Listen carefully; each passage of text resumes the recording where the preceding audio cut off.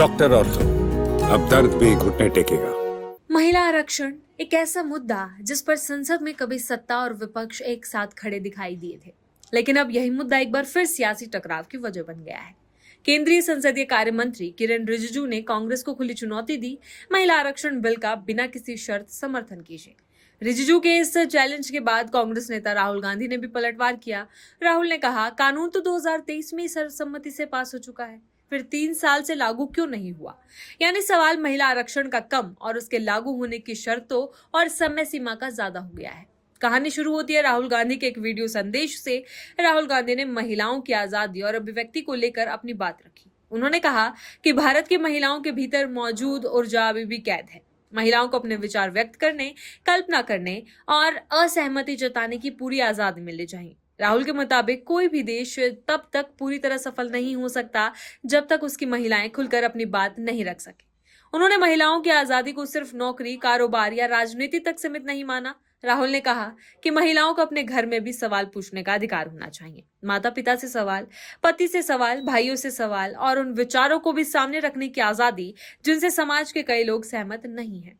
राहुल ने इसे देश के विकास से जोड़ते हुए पितृसत्ता और पुरुषों के सख्त नियंत्रण से महिलाओं की मुक्ति को जरूरी बताया। लेकिन इस बयान के बाद कहानी ने राजनीतिक मोड़ ले लिया। राहुल गांधी के बयान पर केंद्रीय संसदीय कार्य मंत्री किरेन रिजिजू ने प्रतिक्रिया दी। रिजिजू ने राहुल के वीडियो को कांग्रेस की तरफ से सकारात्मक संदेश बताया। उन्होंने कहा कि राहुल गांधी के मन में महिलाओं को लेकर स्पष्ट रुख से हृदय परिवर्तन दिखाई दे रहा है। लेकिन इसके साथ ही रिजिजू ने कांग्रेस के सामने एक सीधा सवाल और चुनौती रख दी। अगर कांग्रेस वास्तव में महिलाओं के राजनीतिक प्रतिनिधित्व के पक्ष में है, तो महिला आरक्षण बिल का बिना शर्त समर्थन क्यों नहीं करती? यहीं से मुद्दा महिलाओं की अभिव्यक्ति से निकलकर संसद में महिलाओं की हिस्सेदारी तक पहुंच गया। रिजिजू का बयान आया और जवाब देने में राहुल गांधी ने देर नहीं की। राहुल ने कहा कि संसदीय कार्य मंत्री होने के नाते रिजिजू से बेहतर कौन जानता होगा कि महिला आरक्षण विधेयक 2023 में ही सर्वसम्मति से पारित हो चुका है। राहुल ने साफ कहा कि कांग्रेस ने उस कानून का पूर्ण समर्थन किया था, लेकिन उनके मुताबिक असली सवाल ये है कि 3 साल बाद भी कानून लागू क्यों नहीं हुआ। और दूसरा सवाल इससे भी बड़ा है, महिला आरक्षण को परिसीमन से क्यों जोड़ा जा रहा है? राहुल ने मांग रखी कि 2023 में पारित कानून को लागू किया जाए बिना किसी शर्त के। यानी राहुल गांधी ने रिजिजू की चुनौती को स्वीकार करने की बजाय गेंद वापस सरकार के पाले में डाल दी। अब यहाँ कहानी का सबसे अहम हिस्सा समझना जरूरी है।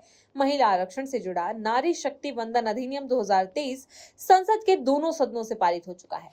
इस कानून में लोकसभा और राज्य विधानसभाओं में महिलाओं के लिए 33% आरक्षण का प्रावधान किया गया था, लेकिन इसके लागू होने को परिसीमन की प्रक्रिया से जोड़ा गया है। यही वो बिंदु है जहां सत्ता और विपक्ष के बीच मतभेद है। सरकार की ओर से कानून और परिसीमन को लेकर प्रक्रिया आगे बढ़ाने की बात होती रही है, वहीं विपक्ष का तर्क है कि महिला आरक्षण को परिसीमन के साथ जोड़ना जरूरी नहीं होना चाहिए। विपक्ष चाहता है कि महिलाओं को संसद और विधानसभाओं में आरक्षण देने की प्रक्रिया को परिसीमन की शर्त से अलग किया जाए। यानी दोनों पक्ष महिला आरक्षण के सिद्धांत पर सहमत नजर आते हैं, लेकिन उसे लागू करने के रास्ते पर आमने सामने हैं। दरअसल महिला आरक्षण का मुद्दा अब सिर्फ संवैधानिक प्रावधान नहीं रहा, इसके साथ राजनीति भी जुड़ चुकी है। कांग्रेस कह रही है कि हमने 2023 में कानून का समर्थन किया था, अब उसे लागू कीजिए। सरकार पूछ रही है, अगर आप महिलाओं को प्रतिनिधित्व देने के पक्ष में हैं, तो बिना शर्त समर्थन क्यों नहीं? यानी एक तरफ कानून लागू करो का नारा है, तो दूसरी तरफ बिना शर्त समर्थन करो की चुनौती।